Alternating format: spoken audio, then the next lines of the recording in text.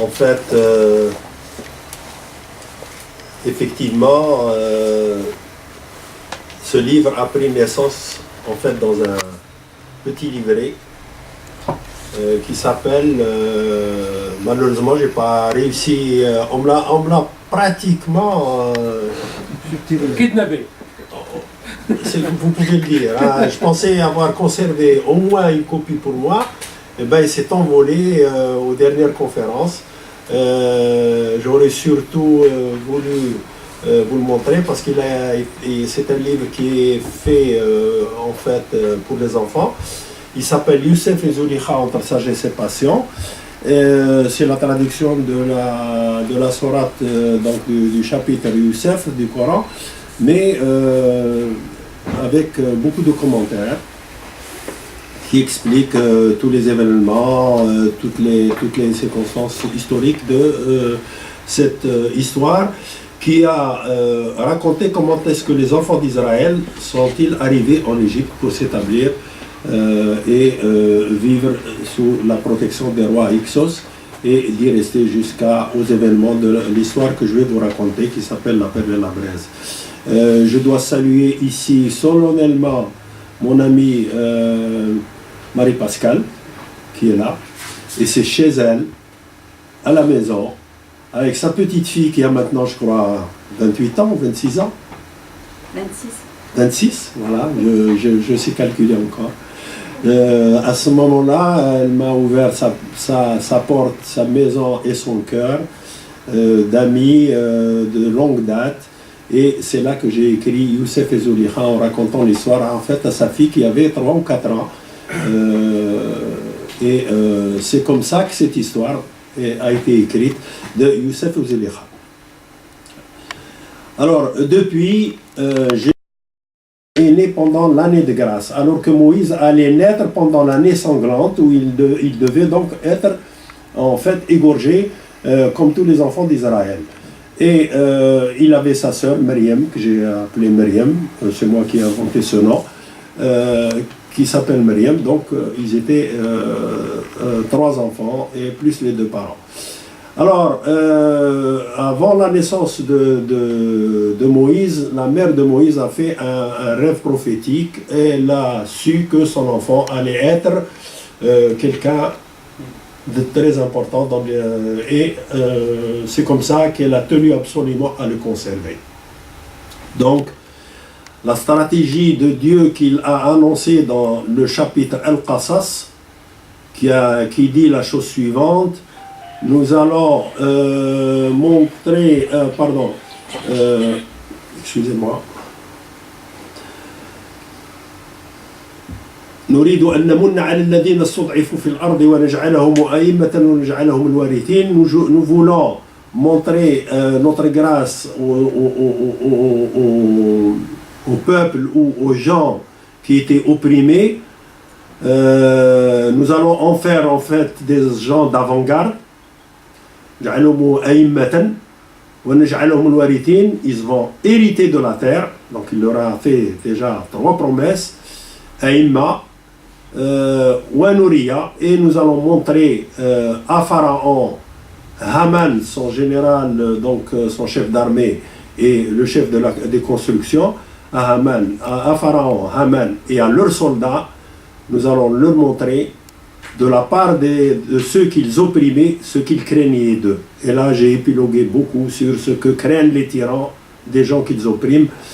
Alors, la mère de Moïse donc, a vu un rêve et aurait eu donc un rêve prophétique. Et là, je parle des rêves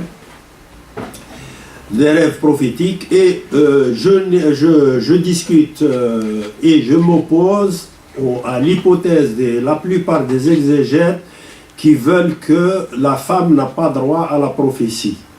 Moi, je dis que si, et je démontre que autant la mère de Moïse que Sainte Marie ont eu effectivement des révélations prophétiques sous une forme différente des prophètes et messagers, laquelle Sainte Marie, comme la femme de Pharaon, seront citées plus loin.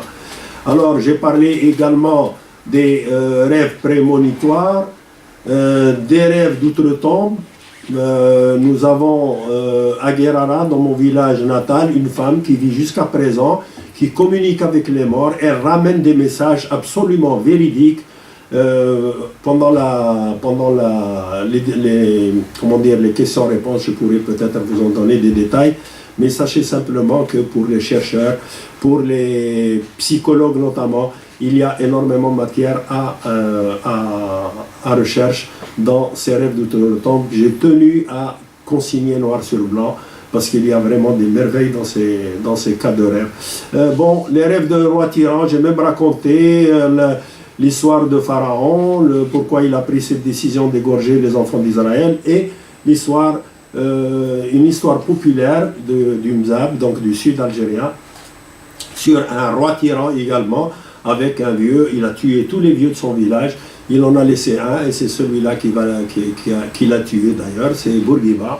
Je vous dis entre parenthèses que le Bourguiba, président de la République, enfin président tunisien, Moudjahid Akbar, en fait est natif de Berian au Mzab, et il a jusqu'à présent sa famille au Mzab, donc à Berian, dans le sud algérien, pour ceux qui ne le savent pas. Alors, la révélation avait donné ordre à la maman de Moïse, comme vous le savez ou vous ne le savez pas, de jeter son bébé dans le Nil, et le fleuve avait eu instruction de le mener jusqu'au rivage du palais de Pharaon. Je vous laisse lire, je ne vais pas vous assommer avec la lecture. Donc, il lui a donné simplement l'instruction que dès l'approche du danger, elle devait le mettre dans une caisse et le jeter en mer. Et là, je parle je fais un parallèle entre les deux mots très astucieux que le Coran utilise ici. Dès que tu auras peur, n'aie pas peur.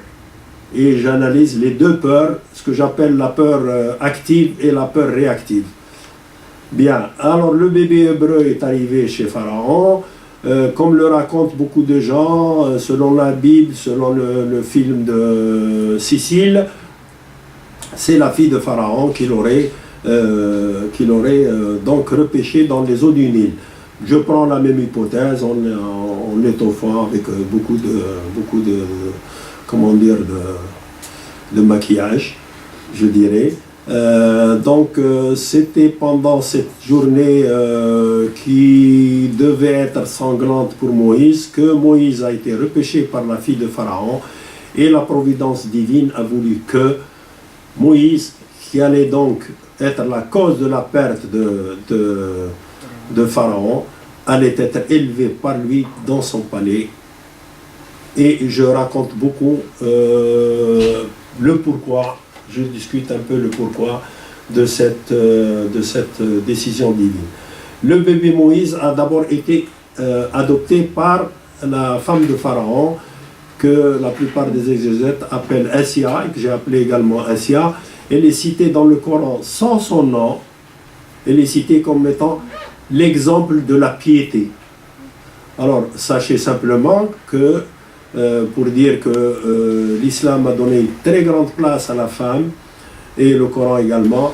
Il a cité 4 exemples, 2 exemples de femmes païennes, c'est la femme de Nuh alayhi salam et la femme de Lot, et en opposé il a nommé 2 femmes comme étant l'exemple de la piété, autant pour les hommes que pour les femmes d'ailleurs. C'est la femme de Pharaon et la Sainte Marie. Alors, la femme, au début évidemment, Pharaon avait beaucoup de suspicions et voulait tuer l'enfant. Assia s'y est opposée, et elle a été très éprise, autant sa fille d'ailleurs que toutes les femmes du palais, par la beauté de ce bébé, qui était très joyeux, très jovial. Donc, finalement, Pharaon s'est rendu à la décision de sa femme et il l'a également adopté. Alors, après avoir dit de le remettre en garde, finalement, sa femme, qui était très puissante, a réussi à le convaincre. Surtout en lui disant que tu n'as pas d'héritier du trône. À cette époque-là, le pharaon n'avait pas encore de garçon. On dit que c'est Ramsès II, on va en parler tout à l'heure, et Ramsès II, même si c'était Ramsès II a adopté énormément d'enfants. Je crois qu'il en avait une centaine. Donc ils ne pouvaient pas être tous de lui. Sinon, il n'aurait jamais gouverné. Alors, une astuce divine, extraordinaire, tout à fait naturelle, pour sauver l'enfant, parce que tout le monde avait des soupçons sur cet enfant, d'où venait-il, et il fallait qu'il soit éduqué au palais, mais comme le Coran l'a promis à la maman de Moïse, jette-le, on te le rendra. Alors, qu'est-ce qui s'est passé? Au moment où il a commencé à avoir faim, on a cherché une nourrice pour lui donner à téter. Il a refusé tous les seins. Alors, entre parenthèses, les images que je vous donne ici, c'est mon imagination, ils ne sont même pas dans le livre. Hein. C'est un peu pour votre... c'est un cadeau. Hein. Alors, le fils de Pharaon donc, a refusé tous les seins. Il a fallu absolument le sauver.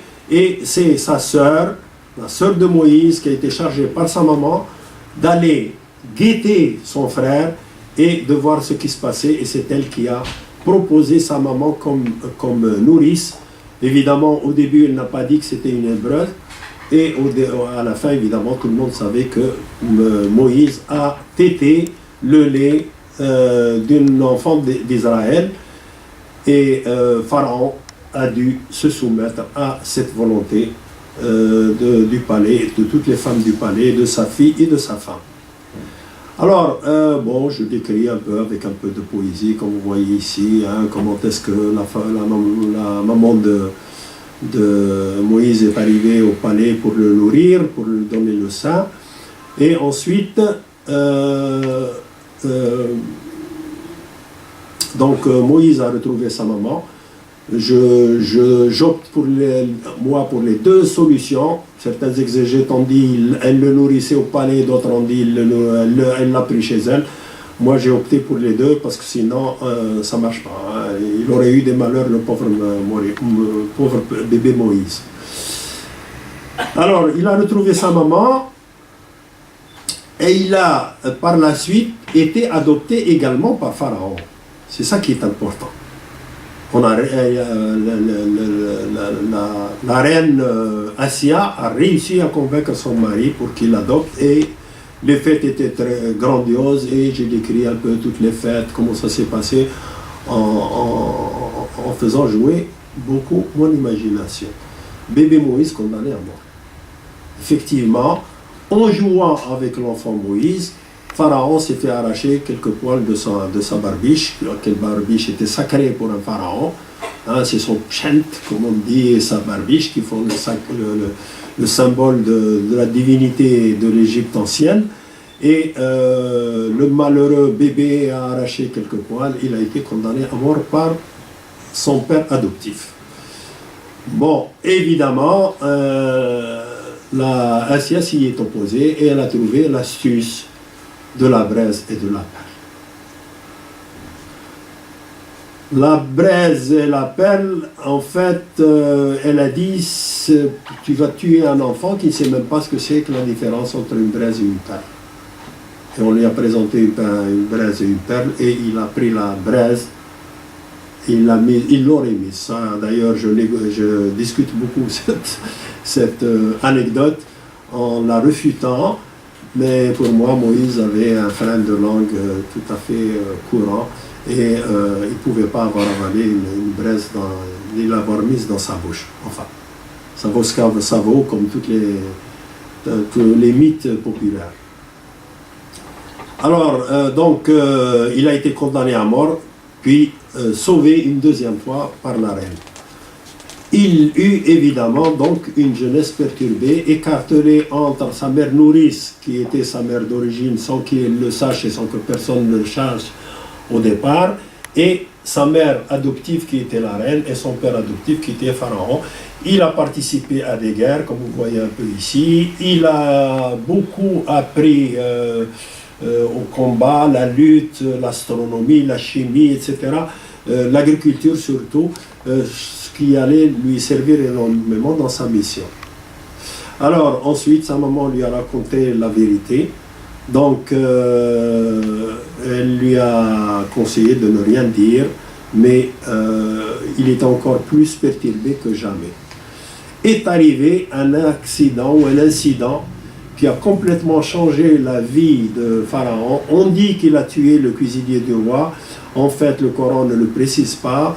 Il dit simplement qu'il a tué un copte sans le vouloir, en lui donnant un simple coup de poing pour le séparer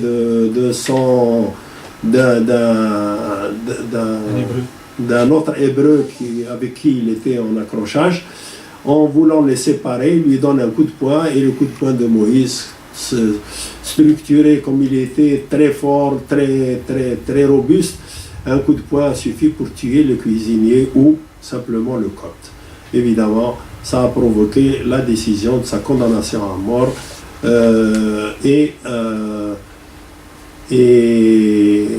quelqu'un du palais, je prétends que c'est son professeur, enfin ça c'est gratuit, c'est de moi, hein, c'est mon imagination, qui lui aurait conseillé de quitter tout de suite la ville et partir pour Médiane.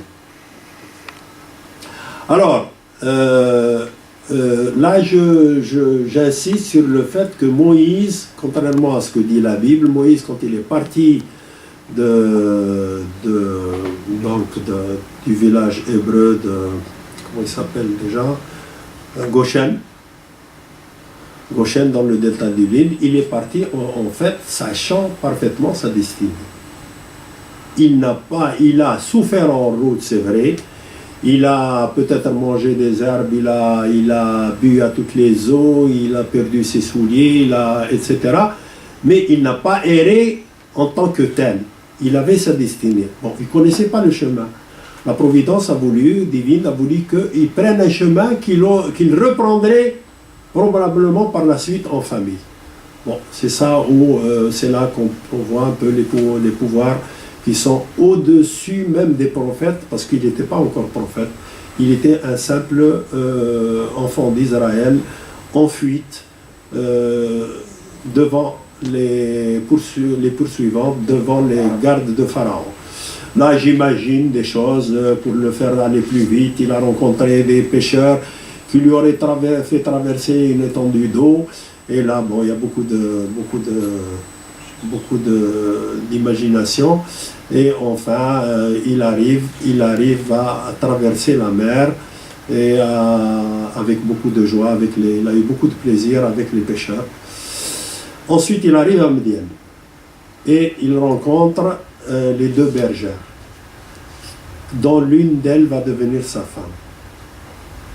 Alors là, évidemment aussi, je ne me suis pas empêché de citer quelques poèmes, les rencontres d'amour se font toujours au point d'eau, comme Lamartine, comme Graziella de Chateaubriand, comme Ahmed Shawqi, Yajarat el-Wadi, c'est toujours au bord de l'eau que ça se passe, des premiers coups de feu.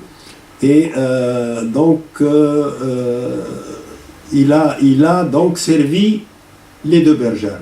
Il leur a abreuvé leurs moutons, ou leur bétail en fait, et il les a secourus, et l'une d'elles est revenue tout de suite pour l'inviter parce que son père lui a demandé d'aller faire venir cet étranger qui les a aidés à abreuver leur bétail. Il est arrivé donc, bon ça c'est le puits de Médiane, mais enfin tout à fait imaginaire. Là je décris un peu l'arrivée de la femme, enfin de la fille de Chouaïb, qui s'appelait Jéthro dans la Bible, qui n'a rien à voir d'ailleurs avec le Chouaïb du Coran, c'est totalement différent, mais disons c'est le père des deux filles. Dans la Bible, on raconte qu'il avait plusieurs filles et il a fait danser, enfin selon Cécile, hein, il aurait fait danser ses filles devant Moïse pour qu'il en choisisse une, ce qui est absolument contraire à ce que le Coran raconte. La fille est arrivée avec une démarche trahissant une pudeur, le verset est d'une beauté exceptionnelle. Bon, je ne veux pas vous le traduire, ce serait trop long. Alors Moïse l'a suivi et ils sont arrivés chez le patriarche, le père de la fille qui s'appelait Séphora. J'ai gardé le nom biblique. Alors il est arrivé sous la protection du patriarche de Madian. Et pourquoi sa protection? En fait, Pharaon n'avait plus le droit d'aller dans ce territoire parce qu'ils avaient signé un contrat de paix, enfin un traité de paix avec les Canaans. Donc, en arrivant à Madian, Moïse était réellement sous une protection. Il ne pouvait plus être repris par Pharaon. Alors, je décris un peu comment est-ce qu'il est arrivé, comment est-ce qu'il a été accueilli, comment est-ce qu'on lui a donné à manger, etc. Et ensuite, j'ai décrit la fête de mariage, avec m'inspirant beaucoup des fêtes algériennes, notamment celle du mzab, le costume, les bijoux, etc. Je vous laisse lire un petit moment.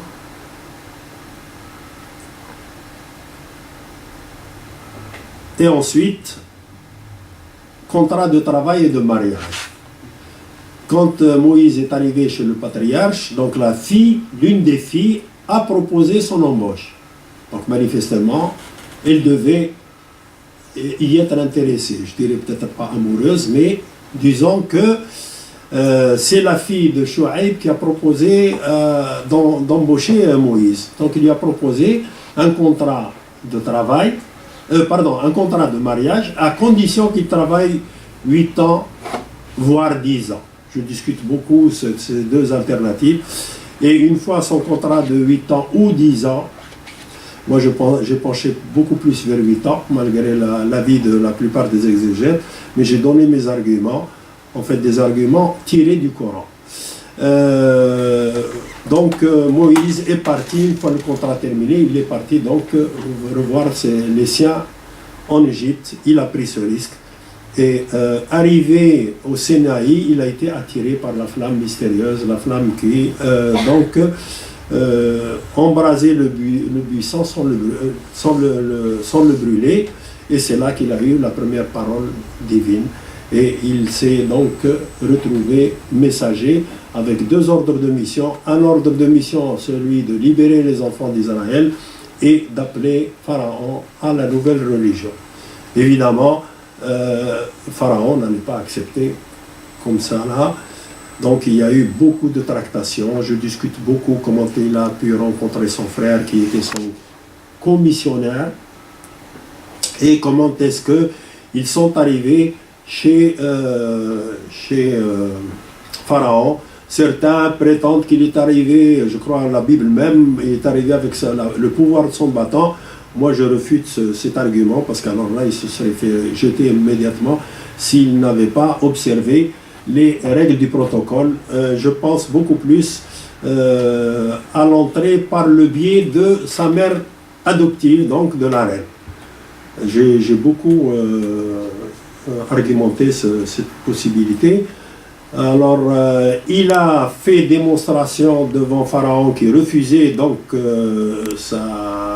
refuser l'objet de mission de Moïse.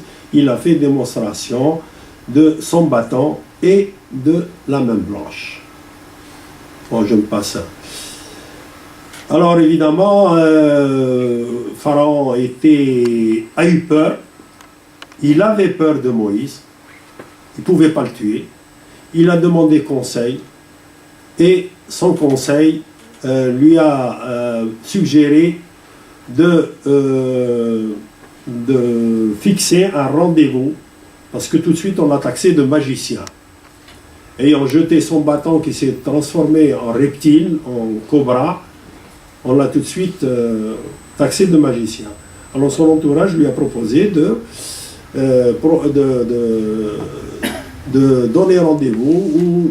En fait, ils ont commis une bêtise. Enfin, son entourage a donné le conseil de fixer un rendez-vous avec ce magicien. Et Pharaon, se croyant trop fort, il a donné l'initiative à Moïse de proposer lui-même un rendez-vous. Et c'est là sa première erreur stratégique. Moïse a proposé le jour de la fête où il allait y avoir un monde fou qui allait assister au concours de magie. Alors,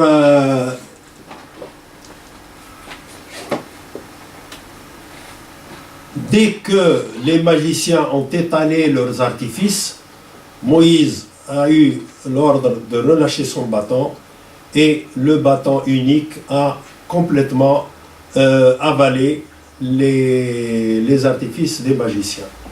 Lesquels magiciens se sont prosternés et ont reconnu la religion de Moïse et ont reconnu Moïse comme envoyé de Dieu. Pharaon vaincu devant son public, là je parle d'un match vendu, hein, comme les matchs de football qui se vendent maintenant, qui se négocient. Il a accusé ces magiciens d'avoir négocié avec Moïse et il les a crucifiés. Deuxième erreur stratégique de Pharaon.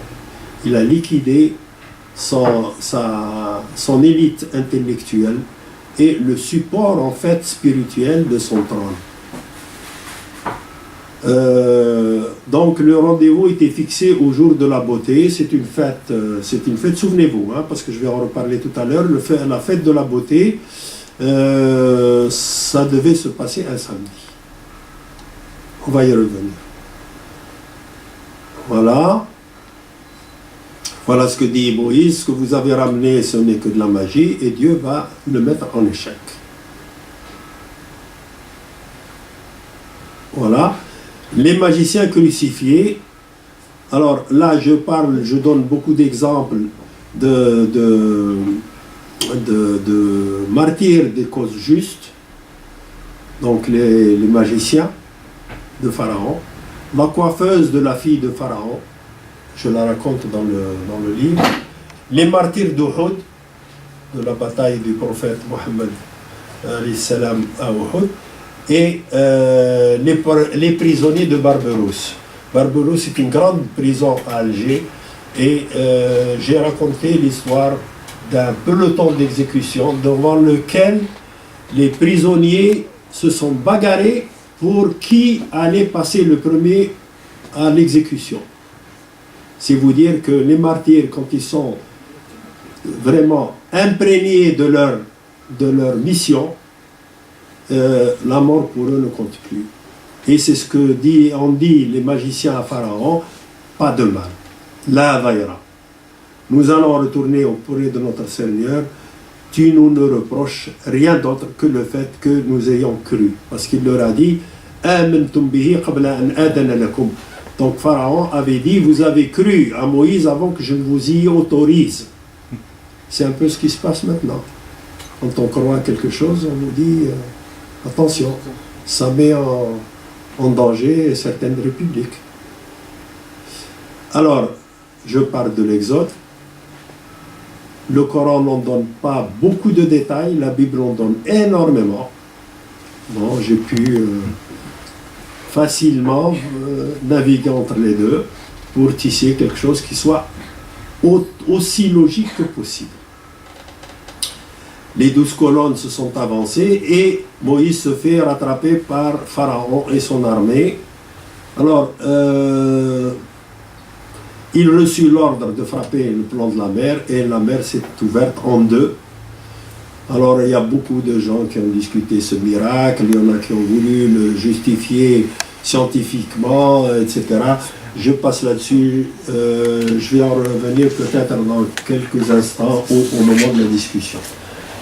Donc, les enfants d'Israël ont traversé la mer en toute sécurité, sur terrain sec, et dès que Pharaon est arrivé avec son armée en plein gouffre, il s'est fait noyer, et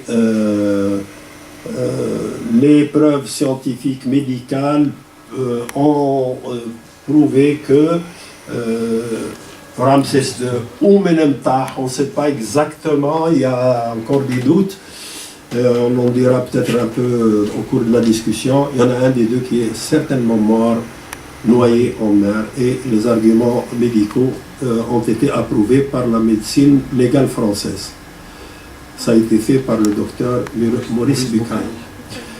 Alors, la fin d'un tyran, là, je laisse libre cours à mon imagination pour parler un peu de la fin du despote, comment est-ce qu'il est mort. Et je discute énormément les arguments qui disent que Pharaon aurait été gracié par Dieu du fait qu'il l'a reconnu, etc. Bon, je ne veux pas rentrer encore dans ce détail, vous les trouverez dans le livre. Dès qu'ils sont arrivés de l'autre côté, les enfants d'Israël ont commencé à donner du fil à retordre à Moïse et à son frère Aaron. L'un des plus graves incidents qui a jeté même du trouble entre Moïse et Aaron, ce fut le veau en or qui a été fait par Samiri, un orfèvrier qui n'était pas d'ailleurs égyptien, qui était de Samara, qui est en Irak, je crois, mais c'est un orfèvrier et un sculpteur de grande qualité que les hommes de Pharaon à qui ils n'ont pas voulu reconnaître la valeur, et il a fui avec Moïse, et comme beaucoup de gens ont fui avec Moïse pour retrouver leur liberté, en fait ils ne croyaient pas tellement Moïse. Alors ces gens-là ont commencé à fomenter un tas de coups contre Moïse et son frère Aaron, et la Bible d'accuser même Aaron d'avoir participé à l'intrigue du veau, chose que le Coran refute parfaitement, et je donne des arguments dans mon livre qui attestent que Aaron ne peut pas avoir participé à la fabrication du veau. Je raconte même une anecdote. Quand on était petit, on faisait des tuyères de bruit, avec des chiffons et du papier qu'on mettait dans les tuyaux d'égoutture. Et c'est un peu l'astuce que Samiri a trouvée pour faire mugir son veau. Ça vaut ce que ça vaut.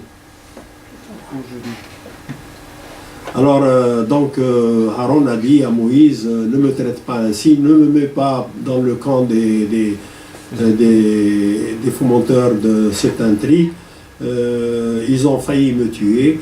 Et là, je discute énormément de l'attitude très sage de Aaron, parce que si Aaron s'était opposé, ça aurait été la guerre civile, et à son retour du rendez-vous de 30 jours, Moïse n'aurait peut-être pas pu faire la paix. Par contre, redresser la croyance et corriger les erreurs, ça c'était plus facile. J'ai beaucoup discuté et j'ai donné d'ailleurs des exemples de la guerre d'Algérie, de la fin de la guerre d'Algérie, quand il y a eu les problèmes Ben Bella, Ben Khadda, etc. Il y a eu beaucoup de gens comme l'histoire de Ali radiallahu anhu, Ali avec Muawiyah, quand les hommes très sages voient qu'une communauté est en danger, ils se rétractent pour sauver la nation. Ensuite, évidemment, les enfants d'Israël ont refusé la conquête de la terre sainte quand Moïse leur a donné l'ordre, sur ordre évidemment divin, et ils ont été condamnés à 40 années d'errance.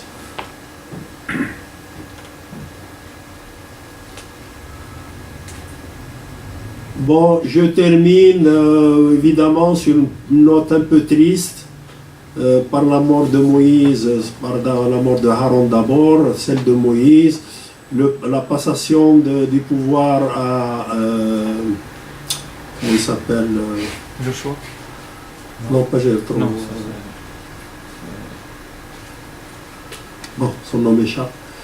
Le first disciple de Moïse. Yosha. Exactement. Yosha. Alors, conclusion. J'ai fait des commentaires et des critiques sur l'histoire, la politique, la tyrannie. J'ai donné des témoignages de certaines personnalités, témoignages historiques, des poèmes littéraires, philosophiques. J'ai parlé tout à l'heure de la peur active et réactive, des exégèses coraniques qui sont quelquefois l'opposé de la majorité des exégètes. Je donne des raisons.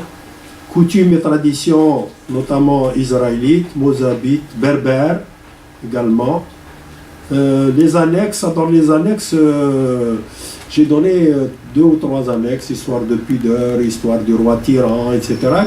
Quelques petites histoires pour agrémenter la partie commentaire qui est quand même un peu, disons, difficile à lire. Et à la fin, j'ai discuté de 3 références bibliographiques. J'ai discuté les conclusions du docteur Bucaille, en émettant un doute sur les écriteaux qui ont défini, parce que pour Bucaille, c'est Meneptah qui est le pharaon de Moïse. Je vais revenir à autre chose. Ensuite, j'ai discuté le papier du docteur Haris Issar, qui est à l'université de Ben Gurion, qui a voulu, par des calculs savants et des courbes, etc., démontrer que les enfants d'Israël sont passés grâce à des incidents météorologiques exceptionnels. Là, j'ai discuté également. Et du professeur Volochin de l'université de Genève, qui lui nie complètement Moïse. Il dit qu'il s'agit d'un mythe et non pas d'une personnalité réelle. Voilà, enfin, je ne dirai pas plus. Les vérités scientifiques que j'ai citées, que je voulais citer dans le Coran, qui sont en relation, en fait, comme je disais à mes amis tout à l'heure, merveillecoranique.net. Les pyramides par Joseph Davidovich, c'est un article qui est là-dedans. Joseph Davidovich est le directeur de l'Institut français des géopolymères. Il a fait une découverte comme quoi les pierres de construction des pyramides sont de l'argile et non pas du rocher, comme ça a été prétendu par la Bible, par un tas de gens. Et il y a eu une opposition farouche d'Israël, enfin d'Israël, parce que, évidemment, ça démolit toute la théorie des esclaves israélites qui ont transporté les pierres, etc. L'argile a été cuit sur place avec des moules et préformé pour que les briques s'incrustent l'une dans l'autre, tel que le Coran y fait allusion à un certain moment. Pharaon donne ordre, quand Moïse est allé le voir, il donne ordre à son général Haman, chef de construction, il lui dit أوقد لي يا هامان أوقد لي على الطين لعلي أطلع على إله موسى وإني أظنه كذبا. Haman allume le feu sur l'argile et construis-moi un palais très haut, une tour, afin que je puisse accéder au Dieu de Moïse. Je suis sûr qu'il est menteur, qu'il ment, il n'y a pas de Dieu autre que moi. Vous savez que Pharaon a prétendu à la divinité. Donc, et Haman a été cité également dans une... et là, je m'adresse à mes frères égyptiens, et c'est dommage, parce que je ne suis pas arrivé à retrouver trace de cette stèle, qui s'appelle la stèle de Haman, qui aurait été vue par un historien allemand, et lequel historien allemand a été cité par Maurice Bucaille. J'ai écrit, j'ai envoyé même des émissaires, des gens de l'ambassade d'Algérie à Vienne, aucune trace de cette... et pourtant, elle a dû exister. Ensuite, je parle d'une découverte qui reste à vérifier, d'un Égyptien, ingénieur en astronomie qui s'appelle Mohamed Jouili ou Gouili de l'université du Caire, qui lui, en se basant sur ce fameux jour de fête que Moïse a fixé pour la rencontre, le concours des magiciens, sur le samedi, sur le Ashura qui est une fête à la fois juive et musulmane, alors, et en faisant des calculs sur le calendrier musulman, luno-solaire donc, sur le calendrier universel, astronomique, sur le calendrier juif, sur le calendrier égyptien, donc de l'ancienne Égypte, et en faisant les corrections qu'il fallait avec le correcteur de la NASA, il a réussi à prouver que 2 fois dans l'histoire de l'Égypte, ces 3 fêtes se sont coïncidées. une fois 400 ans avant Moïse, donc ça ne pouvait pas être ça, et une fois pendant le règne de Ramsès II. Alors j'ai demandé à C. Mohamed Gouala, avec qui j'ai eu plusieurs contacts, de faire approuver ces calculs, non pas seulement par l'Université du Caire, mais par une autorité internationale, afin que si vraiment il y a une découverte, qu'elle soit valorisée. Je vous laisse lire simplement un petit passage d'une critique de 9 ou 10 pages que j'ai reçue de la part d'un lecteur qui a lu le livre. Il a dit: j'ai dévoré les pages de votre roman avec un appétit accrédiable. Vous savez que parmi les calamités que Dieu a envoyées sur l'Égypte, il y avait donc les sauterelles. Voilà. Alors partagez entre le plaisir de la dégustation et la peur de finir ce fabuleux plat, etc. C'est un roman, mais également littérature, histoire, etc. Et mes contacts, pour finir, pour ceux qui veulent bien. Et je vous remercie de votre attention.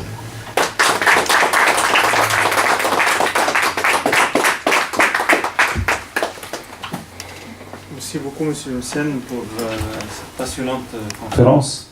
Et maintenant, c'est à vous de poser des questions et débattre avec notre auteur, chercheur. Qui a des questions?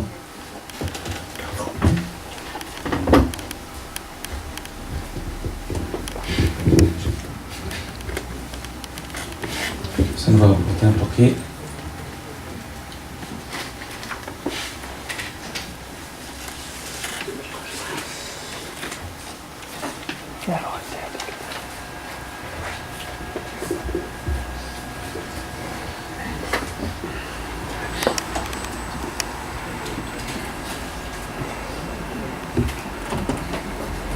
Moi, je vais faire le premier pas pour leur ouvrir l'appétit un peu. Oui. En fait, M. Messen, vous avez bien précisé au début que la grande différence entre la Bible et le Coran, c'est que le Coran reste très restreint et très concis sur les passages pour aller directement au but voulu. Par contre, la Bible, il donne énormément de détails. Jusqu'à parfois on peut se perdre dans les détails et on n'arrive pas au but. Alors, comment vous avez pu concilier entre les deux approches, sachant que les exégèses du Coran, eux aussi, parce que la nature humaine, ça veut dire souvent les exégèses modernes, on va dire, ou quand on pose la question, on nous dit toujours, en fait, on n'a pas besoin de ça, et parfois on utilise le fameux dicton qui dit « ilmun la yanfa' wa jahlun la yadur ». Mais la nature humaine a quand même souvent besoin de détails. L'appétit de connaissance fait qu'on a besoin, on pose des questions. Mais parfois aussi, quand on patauge dans les détails, on n'a pas la réponse, mais on a encore plus de questions. Absolument. Comme par exemple, je dis d'un autre chercheur égyptien qui a écrit un livre sur l'histoire de Moïse et l'histoire de prophète Abraham.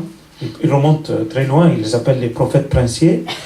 Et il pose par exemple une question, je le trouve très logique, vous dites, en se perdant dans les détails.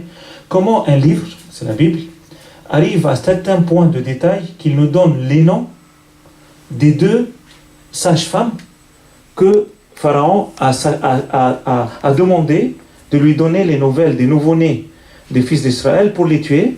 Il ne mentionne pas le nom du Pharaon lui-même.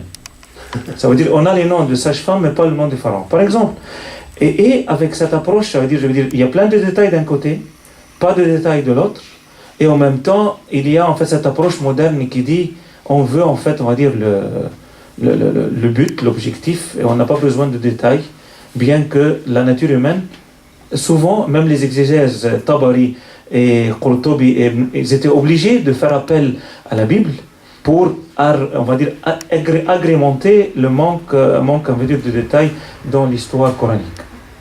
Alors, comment faire le juste milieu? Alors, je vous avoue, c'est pourquoi j'ai mis 6 ans pour pouvoir débroussailler un peu tout ça. Effectivement, la Bible rentre dans des détails, je dirais, peut-être pas superflu pour les gens qui ont écrit la Bible. Il faut savoir une chose d'abord. C'est que la Bible a été écrite bien après la mort du prophète Sidna Moussa alayhi salam. Elle a été écrite et puis elle a disparu. Et ensuite, ce sont les Grecs qui l'ont réécrite. Alors évidemment, ils l'ont écrite avec la mémoire populaire, avec ce qu'on leur a raconté. Vous avez nettement l'impression, par exemple, quand vous lisez les Léviques, que c'est les Léviques qui ont écrit cette partie, pour eux. Alors qu'ils sont censés être combattus par la suite. Quand vous lisez l'Exode, vous avez étape par étape, endroit par endroit, là où les caravanes se sont arrêtées. Et moi je me dis simplement, s'ils se sont arrêtés tant que ça, Pharaon avait tout le temps de les massacrer. Donc il y avait des choses que j'ai prises, il y avait des choses que j'ai... par exemple, ils sont partis avec leurs bijoux, ça c'est un fait, le Coran le confirme. Mais arrivés de l'autre côté, ils ont fabriqué le veau. Et le veau, c'est un énorme bazar. Hein, c'est pas... Moi, j'ai fait une petite démonstration pour vous donner simplement une idée. Ce veau, ils ont ramassé tous leurs bijoux pour faire ce veau. Et puis, quelques mois après, on vous dit qu'ils ont construit des monuments en or, qu'ils ont construit des pavés en or. Mais on se demande d'où est venu cet or alors qu'ils étaient en guerre avec les Canaans. Alors que les Canaans leur envoyaient leurs filles pour les débaucher. Alors, il y a effectivement, surtout quand vous êtes scientifique, comme j'ai le malheur de l'être, n'acceptez pas n'importe quoi. Alors, effectivement, les exégètes ont même exagéré dans ce domaine. Ils ont pris beaucoup de la Bible. Beaucoup de la Bible pour, comme vous dites, s'agrémenter, pour ne pas laisser trop de... Mais c'est une erreur. Et je mets en doute beaucoup de choses que les exégètes ont données.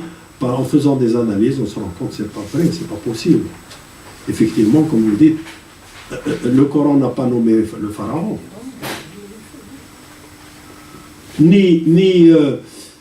La Bible parle d'un pharaon qui est mort, d'un autre pharaon, de Ramsès, etc. Mais on ne sait pas exactement de quelle année à quelle année. Et puis quand la Bible parle de l'âge, Moïse serait mort à l'âge de 140 ans. Et qu'il aurait eu sa mission à l'âge de 80 et quelques années. En faisant simplement l'analyse des versets du Coran, on se rend compte qu'aucun messager n'a eu son message après les 40 années.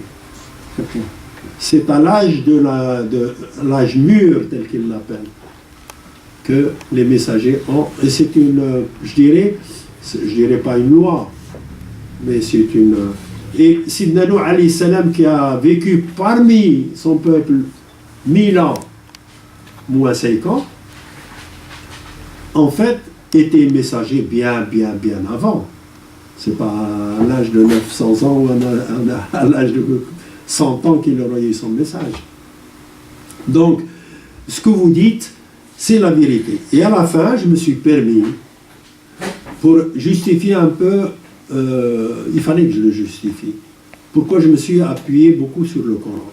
Deux choses. La première, c'est que, avec mon site internet www.merveillecoranique.net qui donne des exemples scientifiques irréfutables, que le Coran est un livre très précis et utilise des termes scientifiques et annonce des découvertes qu'on vient de faire maintenant. Ce n'est que maintenant qu'on a découvert l'extension du monde, enfin de l'univers. Or le Coran l'a annoncé il y a 14 siècles.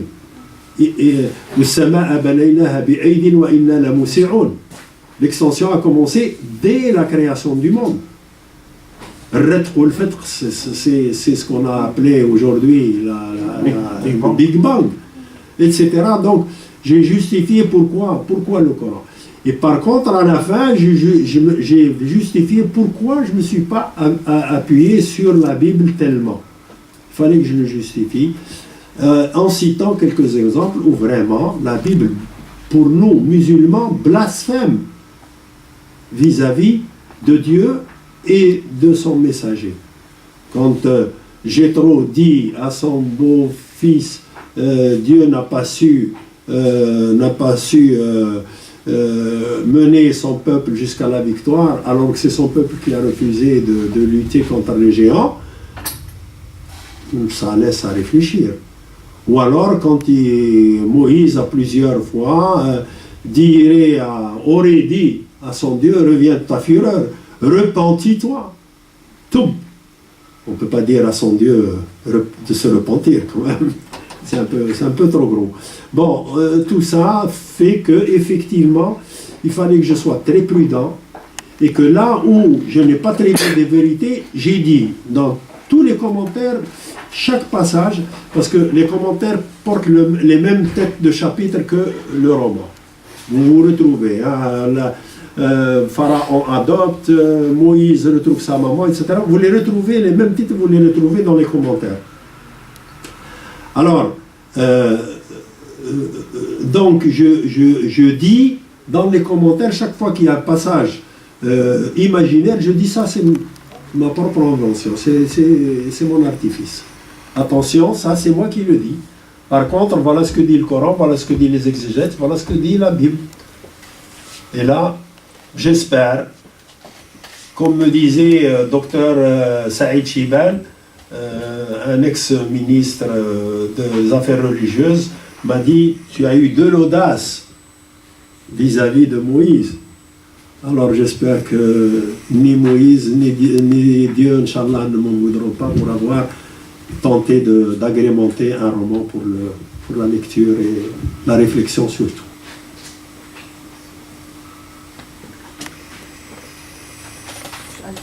Oh, oui, madame. Merci d'abord pour votre présentation, mais en fait, juste un petit point sur les références que vous aviez. Vous avez parlé sur 3 références qui traitent l'histoire ancienne d'Égypte, ou bien l'histoire du prophète Moïse. Mais en fait, il y a un très bon ouvrage qui traitait l'Égypte ancienne généralement, et surtout l'histoire du prophète Moïse et Yosef aussi, parce que je crois que vous avez parlé, je suis désolée de dire ça, mais vous avez parlé beaucoup sur la religion. Ça, ce qu'on a déjà parlé, on a besoin de savoir l'histoire. Et donc, il y a un très bon ouvrage qui traite l'histoire ancienne d'Égypte, qui s'appelle l'Égypte ancienne. Il est fait par Selim Hassan. Il est vraiment un très grand historien qui traitait. Mais, oui, mais elle a parlé aussi, l'histoire entre la religion et l'histoire. Merci. Philippe Hassan. Selim Hassan. C'est le premier. C'est un grand historien, c'est ça. En fait, Selim Hassan, docteur Selim Hassan, c'est un peu la première génération. Le patriarche, il est décédé maintenant, mais c'est le patriarche des égyptologues égyptiens. Parce que, comme vous le savez, l'égyptologie a commencé par le monde occidental. C'est d'abord les Français et les Allemands, et après ça les Anglais. Et pour avoir la première génération des égyptologues égyptiens, leur patriarche, c'est docteur Selim Hassan, qui a fait une encyclopédie. Elle s'appelle Mawsu'at Misr al-Qadima. Oui, alors, merci de... Ça existe aussi à la bibliothèque de l'Institut du monde arabe. Ça existe tous les 5 aussi parties. Merci beaucoup. En fait, les références dont j'ai parlé ici, ce sont les références que j'ai critiquées. Mais dans le livre, vous verrez, il y a 2 ou 3 pages de références. Il y en a d'autres. Et il y a même un site, je ne me rappelle plus son nom, qui est spécialisé dans l'égyptologie et à qui j'ai écrit, j'ai eu des réponses, etc. Malheureusement, les Égyptiens ne m'ont pas répondu. Hawass n'a pas voulu me répondre malgré que j'ai envoyé des émissaires en Égypte. Savoir si c'est arrivé chez lui ou pas, je ne peux pas le certifier à 100%. mais je pense que si. Le Louvre m'ont donné quelques petites indications, mais ils ont été très jaloux de leur patrimoine. Sinon, effectivement,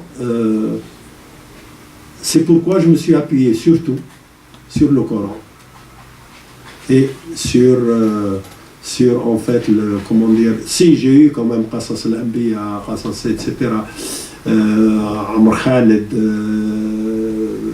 il a raconté l'histoire de Moïse pendant un ramadan, je ne me rappelle plus que lequel, Naboulsi, etc. Je me suis quand même appuyé sur pas mal de références, mais celles dont j'ai parlé là ici, ce sont celles que j'ai critiquées. Alors, on vous remercie vraiment parce que votre manière de présenter est très séduisante en fait. Et je pense que le livre le serait également. Et vous avez parlé alors de l'esprit scientifique, faisant référence à votre carrière en fait. Et bien sûr, vous avez dit que ici vous avez un peu inventé un peu d'imagination pour agrémenter le livre. Alors cet amalgame d'esprit narrateur et esprit scientifique, vous en tant que l'auteur même, vous pouvez préciser entre vous-même les lignes entre les deux ou non? Et est-ce que, c'est-à-dire les lignes tranchantes entre les deux, et pour un lecteur étranger surtout, est-ce qu'il pourrait sortir de l'un et de l'autre, faire les lignes, ou il pourrait être attiré par les deux tout au long du livre jusqu'à la fin? Oui, alors, effectivement, si quelqu'un ne lit que le roman, il ne saura pas. Il ne le saura pas. J'ai tenté au départ, chose que l'éditeur a refusé, d'écrire en italique ou quelque chose qui puisse ressortir, même dans le roman, la partie coranique. Bon, effectivement, c'était un peu moche. Point de vue, si vous voulez, art et graphique, ce n'était pas l'idéal. Donc j'ai approuvé sa modification. Et c'est pourquoi j'ai mis l'avertissement, vous avez vu là le premier, attention, il faut lire les deux. Alors, si vous lisez les commentaires, là c'est certain, vous allez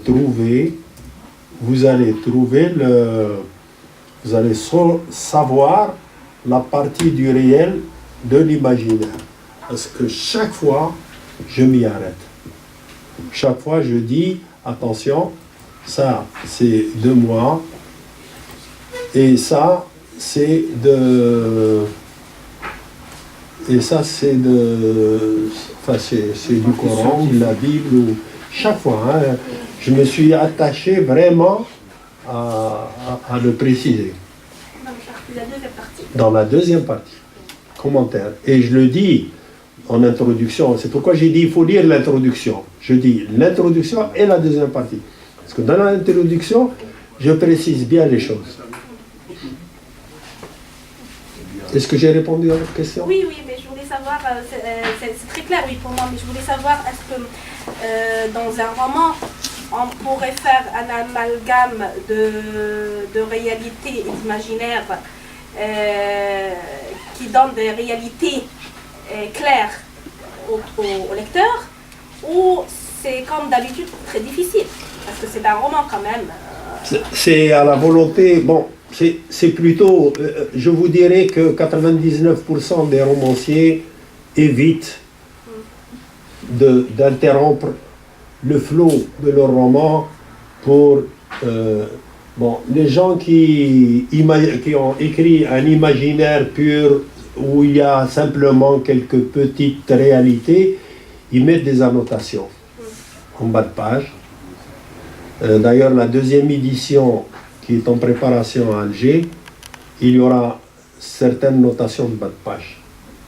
Et pour déjà préciser à ce niveau. Mais je dirais que même les romanciers les plus fantaisistes font cet amalgame volontairement. Non, moi je passe parce que toute ma carrière c'est littéraire. Alors je vois d'un autre point de vue pour un critique. Un critique qui va prendre votre livre et qui va travailler sur ce livre. Et il travaille sur la littérature, la narration, il y a cette partie bien sûr en tant qu'écrivain, que narrateur. Et il y a aussi cette autre partie en tant que scientifique, en tant qu'historien, bien sûr. Voilà, je regarde de ce côté-là. Alors, je vous dirais mieux, je ne crois pas qu'il existe un roman, notamment en français, qui est d'abord raconté l'histoire de Moïse sur la base coranique. La plupart se sont appuyés sur la Bible ou sur d'autres références, en commentant d'autres écrivains.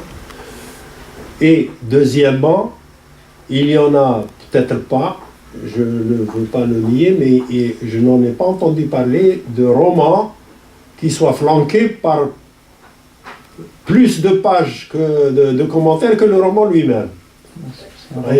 Et c'est là, si vous voulez, l'originalité de cet ouvrage qui veut rétablir la vérité. Donc c'est ça. C'est clair.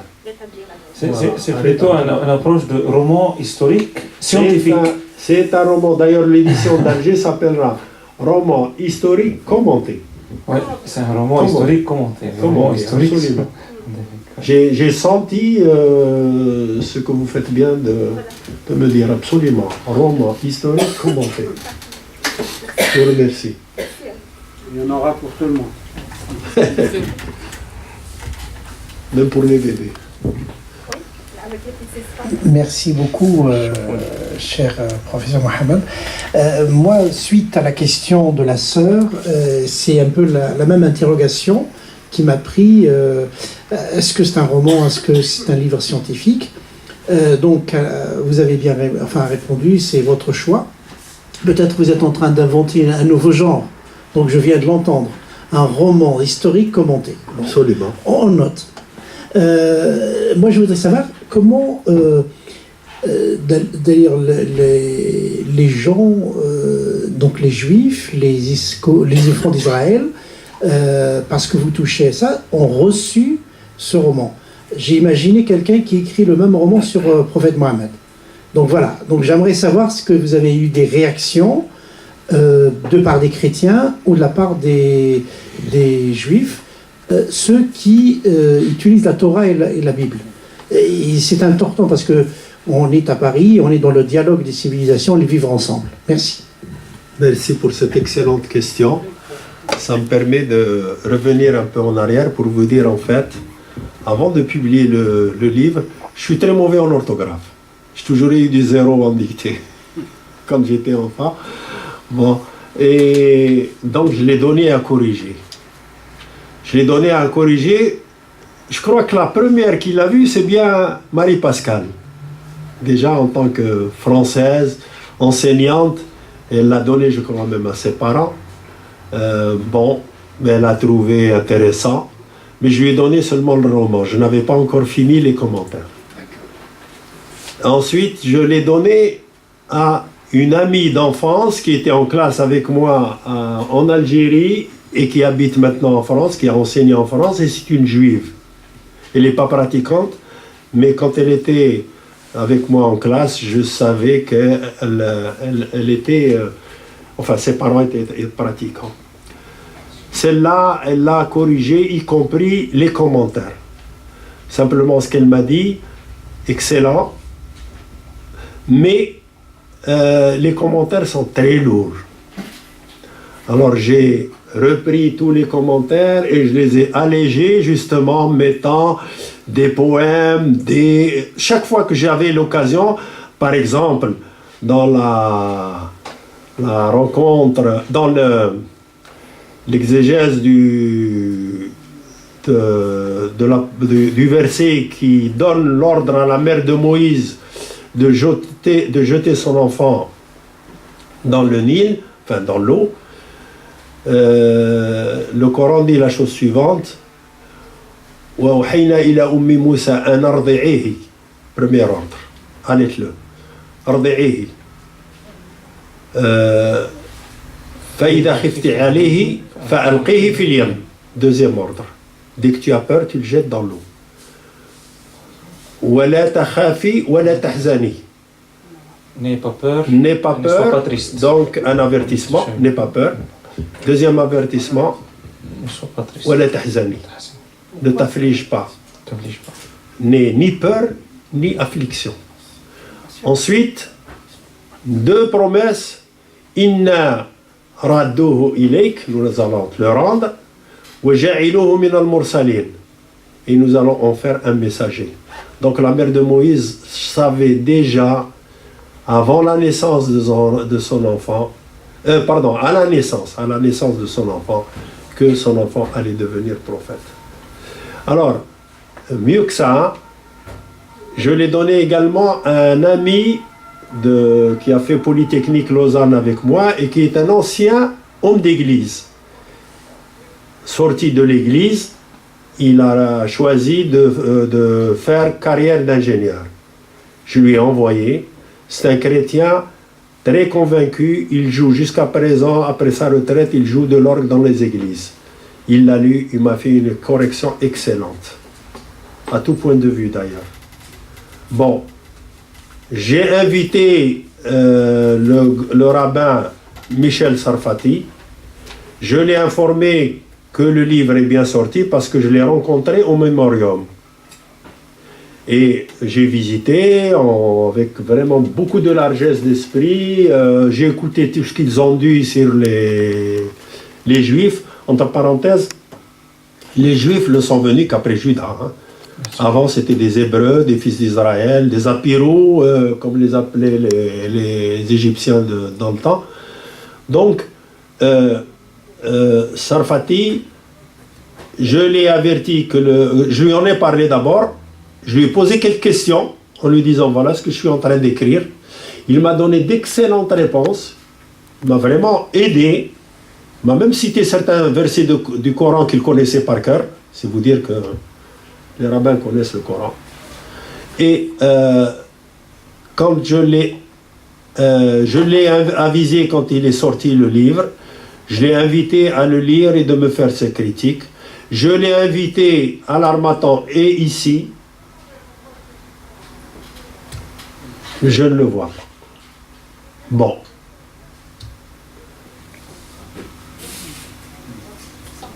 Nous, el-joud min mawjoud, comme dit le proverbe algérien. El-joud min mawjoud. Ma deuxième question était est-ce que vous acceptez de lire un livre sur le prophète Mohammed comme vous l'avez fait sur Moïse? Ben, j'en lis beaucoup. Non, mais je veux dire, fait par un autre. Absolument. Qui va prendre toute la liberté et faire de l'imagination et prendre toute son imagination et écrire sur le prophète de l'islam. S'il respecte le Coran, comme je respectais moi le Coran, il n'y a aucun problème. Je dis simplement que le Coran est un livre, pour moi, hein, je dis bien pour moi, hein, les gens peuvent en penser ce qu'ils veulent, est un livre de vérité. Il a raconté des vérités, je les ai respectées. Dès que je n'ai pas trouvé ces vérités, je me suis écarté. Maintenant, si quelqu'un écrit sur Mohammed et qu'il imagine des scènes qui ne soient pas offensives, parce qu'il y a une chose qu'il faut dire, c'est que nous musulmans, nous respectons autant Sidna Mohammed alayhi salam que Sidna Moussa alayhi salam. La nufarriqu bayna ahadim minhum. D'accord? S'il respecte, je le lirai avec passion. Et j'en serai heureux, mais à condition que ce soit dans le respect. Pas dans les caricatures, pas dans les films, pas de cette façon-là. Est-ce que j'ai répondu à votre question?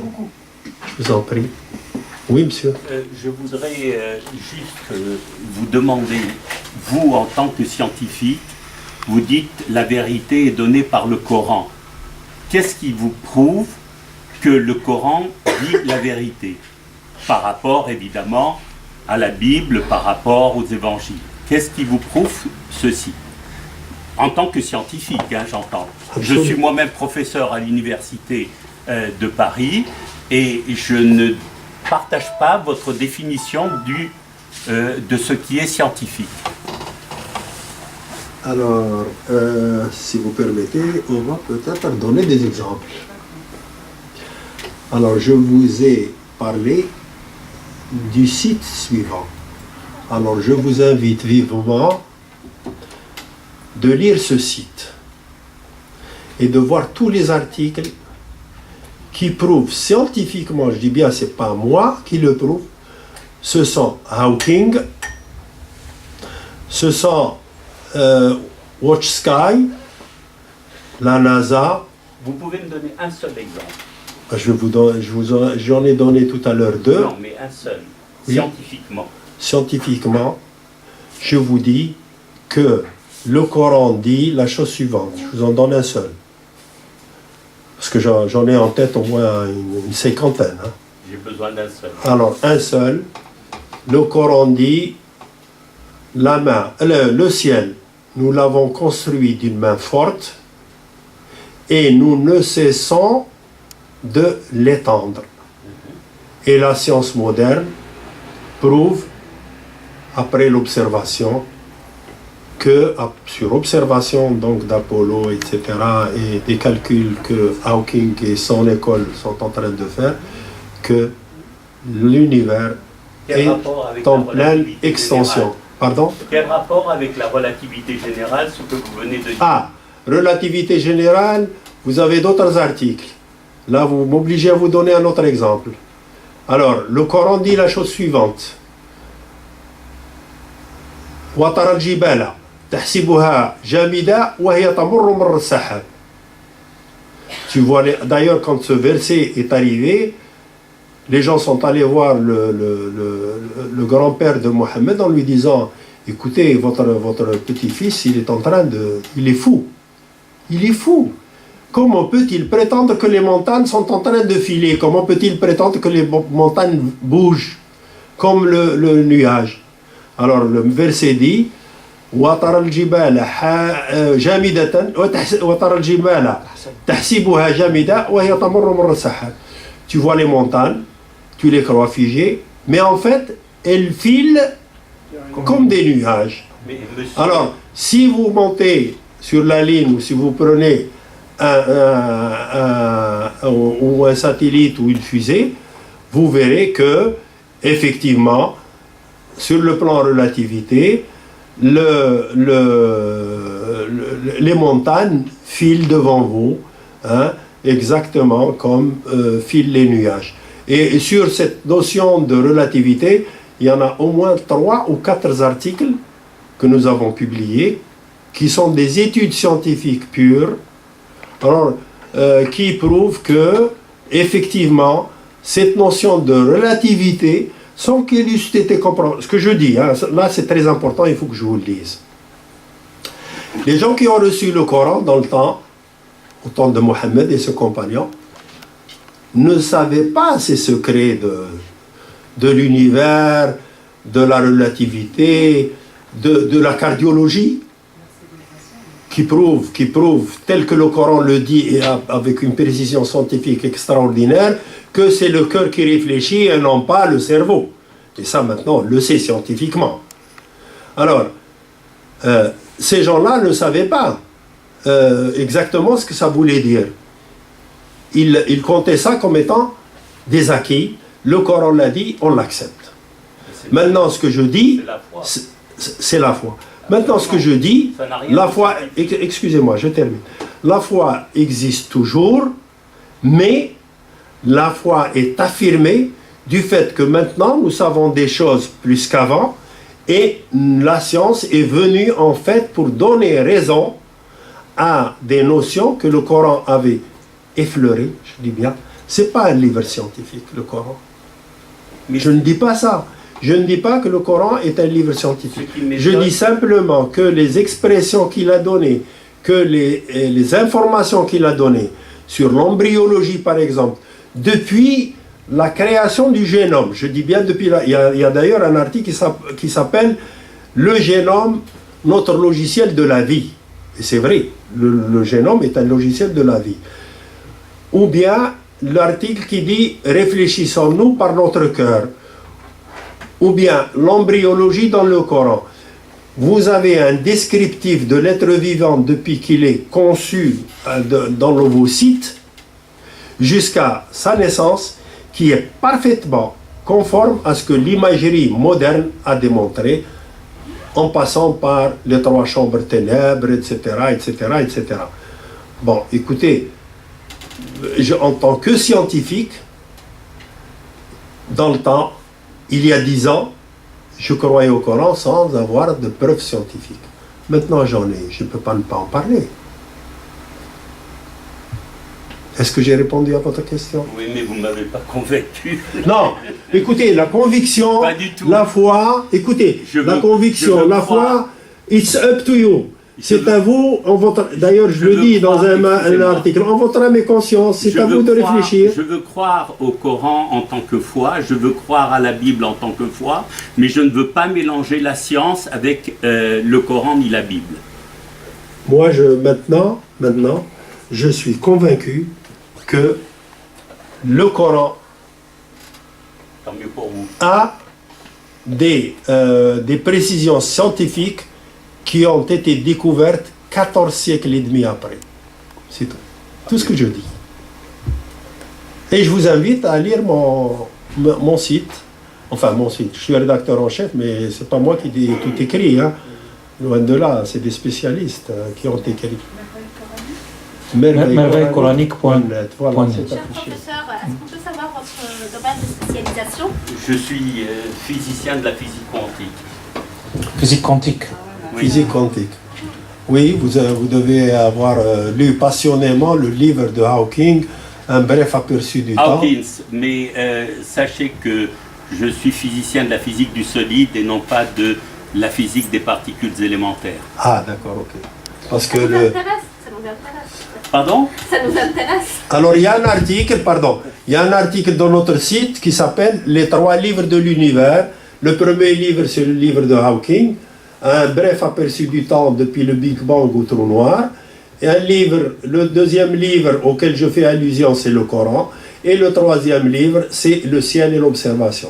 Donc, j'associe ces 3 livres et verset par verset, une 50aine de versets, je fais la comparaison entre ce que disent les scientifiques, ce que dit le Coran et ce que dit l'observation astronomique. Si ça peut vous intéresser. Simplement, il faut peut-être voir aussi les choses un peu de notre façon.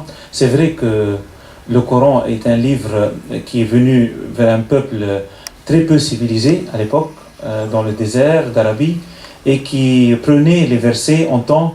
Non, c'est vrai, c'était voulu. Il y avait des civilisations à droite et à gauche, les grandes civilisations, je veux dire les Perses et les Byzantins. Quand j'entends les poètes anti-islamiques, Bien sûr, non. il est très Non, peut-être. je veux dire, ça n'a rien à voir avec la terme civilisation, on va dire scientifique et progrès, plus que littéraire. Bien sûr, ils étaient excellents dans leur langue. Ça, c'était leur terrain de, on va dire, de fierté. Il y avait de la réflexion dans la langue magnifique, langue philosophique. Et peut-être, et c'est pour ça, ils ont jugé, ils ont pu goûter et sentir le miracle du Coran dans son langage. Mais bien sûr, il n'y avait pas aucune allusion, compréhension scientifique de certains versets qui faisaient toujours l'appel au regard dans l'univers, à contempler les cieux, à contempler les astres, à contempler la position. Même il y a un verset que Dieu jure avec la position des étoiles, pas avec les étoiles. La position. Puisqu'en fait, on sait très bien actuellement que ce qu'on voit comme étoile, c'est pas l'étoile. L'étoile n'est plus là, puisque sa lumière est venue. C'est la position de l'étoile et c'est pas l'étoile lui-même. Mais en réalité, tout ça a attiré petit à petit, avec l'ouverture vers les autres grandes civilisations, le monde perse, le monde... C'est pour ça que, par exemple, le plus grand apport scientifique qui a été apporté à ces époques-là, dans les civilisations vers les astres et le ciel, c'était la civilisation arabo-musulmane. Alors, on peut se demander pourquoi, mais parce qu'il y a eu des intrigations qui n'arrivaient pas à comprendre, mais qui les fait appeler à contempler. La lumière, le travail sur la lumière, le travail sur l'œil, l'observation, l'œil, Ibn al-Haytham, tout ça. Ça veut dire cette civilisation a été très liée, on va dire, dans ses découvertes scientifiques, à un livre ou à des notions qui viennent dans leur livre sacré, quelle que soit la nationalité de ce savant. Je veux dire, et c'est des vrais savants. Mais... Il y a eu les Arabes, c'est vrai, mais il y a eu aussi avant, les Grecs. Oui, mais à la différence, bien sûr, et plein. L'algèbre, etc. Oui.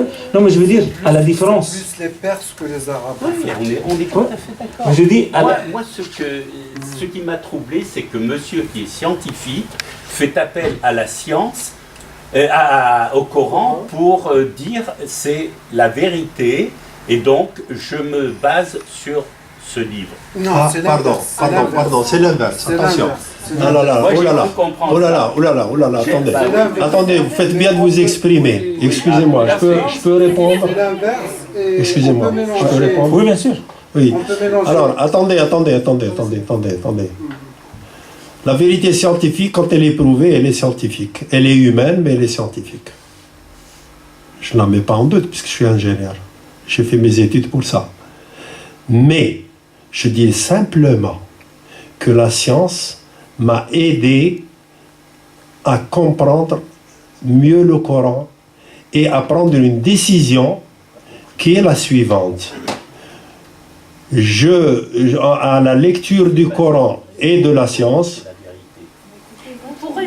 permettez, je suis en train de vous répondre, s'il vous plaît. C'est la vérité, en fait. Oui. Donc, je dis simplement que la science nous aide à comprendre ce que nous ne comprenions pas il y a 10 ans ou 20 ans. Quand le Coran me dit إنها تعمل قلوب إنها لا تعمل أبصار ولكن تعمل قلوب التي في الصدور, et que grâce à la greffe du cœur, on s'est rendu compte que le greffé hérite du mort, c'est son patrimoine et sa mémoire. Et que sur ces bases, après 3 exemples que je ne veux pas citer puisqu'ils sont dans le site, 3 aventures, 3 accidents qui sont arrivés, on a conclu finalement, et les savants de la cardiologie maintenant sont convaincus que le véritable centre de décision et de réflexion, c'est le cœur, et ce n'est pas le cerveau. Le cerveau n'est qu'une calculatrice. Il n'est qu'un objet de stockage d'informations. Donc, quand le Coran vous dit « Ont-ils des oreilles avec lesquelles ils n'entendent pas? Ont-ils des yeux avec lesquels ils ne voient pas? Ont-ils des cœurs avec lesquels ils ne réfléchissent pas, ils ne comprennent pas? » En fait, continue-t-il à dire, en fait, ce ne sont pas les yeux qui s'aveuglent, mais c'est le cœur qui est dans la poitrine qui s'aveugle. Dans la poitrine. Alors qu'avant, il y a 20 ans, on comprenait le qalb, c'est l'intérieur. On disait, bon, c'est le cerveau, c'est l'intérieur, c'est le cœur, etc. On faisait un amalgame entre cerveau et cœur. Maintenant, la science nous dit non. Le cœur est une chose et le cerveau en est une autre. Eh bien, merci aux scientifiques qui nous aident à comprendre mieux le Coran. Ils nous aident très probablement aussi à comprendre mieux la Bible. Je ne veux pas prendre de parti pris. Mais je dis simplement qu'avec mes connaissances actuelles, je comprends mieux le Coran. Et ce partant, quand j'ai écrit l'histoire de Moïse, volontairement sur la base du Coran, parce que la Bible, je ne la connais pas, ou je la connais très mal, ou j'ai trouvé beaucoup de défauts dans la Bible. Effectivement, dans l'histoire de Moïse, j'ai découvert énormément de problèmes dans la Bible. Impossible à construire, malgré qu'il y en a beaucoup qui ont écrit, mais ils ont laissé beaucoup de zones d'ombre. Alors, dans le Coran, j'ai trouvé des choses que la science vient d'expliquer, telles que l'argile et les pyramides et le Ramsès. Voilà tout ce que je dis, monsieur. Merci. Oui, bien sûr. Je crois que Il n'y a plus de questions. Je veux pas... Alors, il reste à remercier M. Messen pour cette magnifique soirée, pour ses efforts pour le roman, ou le livre-roman historique commenté, La Perle et la Braise, qui est en fait disponible, comme je vous ai dit. Vous êtes invité à un petit cocktail dont je remercie aussi M. Messen qui nous a apporté des choses délicieuses de l'Algérie. Et on espère, on attend en fait la prochaine production. Inch'Allah. Inch'Allah. Inch'Allah. Merci beaucoup. Merci.